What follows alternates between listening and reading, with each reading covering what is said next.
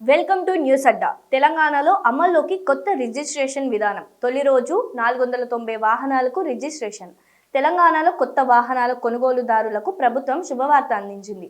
ఇకపై వాహన రిజిస్ట్రేషన్ కోసం రవాణా శాఖ ఆర్టీఏ కార్యాలయాల చుట్టూ తిరగాల్సిన అవసరం లేకుండా వాహనం కొనుగోలు చేసిన షోరూంలోనే శాశ్వత రిజిస్ట్రేషన్ చేసుకునే విధానం శనివారం నుంచి రాష్ట్ర వ్యాప్తంగా అమల్లోకి వచ్చింది.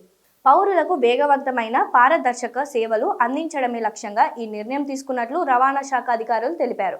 ఈ కొత్త విధానంలో వాహనం కొనుగోలు చేసిన వెంటనే డీలర్లే sales certificate form 21, road worthiness certificate form 22, insurance ఇతర పత్రాలను ప్రభుత్వ వాహన్ పోర్టల్లో ఆన్లైన్లో అప్డేట్ చేస్తారు. రవాణా శాఖ అధికారులు ఆ వివరాలను పరిశీలించి వెంటనే పర్మనెంట్ రిజిస్ట్రేషన్ నంబర్ను కేటాయిస్తారు.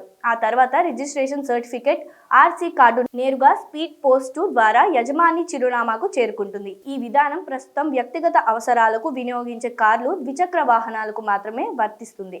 వాణిజ్య వాహనాలు, పాత వాహనాల రిజిస్ట్రేషన్ బదిలీలకు యథావిధిగా ఆర్టీఏ కార్యాలయాలకే వెళ్లాల్సి ఉంటుంది.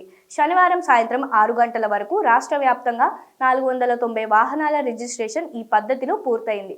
తొలి రోజు కొన్ని చోట్ల పెట్రోల్ వాహనాల విషయంలో సాంకేతిక సమస్యలు తలెత్తినా ఎలక్ట్రిక్ వాహనాల రిజిస్ట్రేషన్లు వేగంగా జరిగాయి.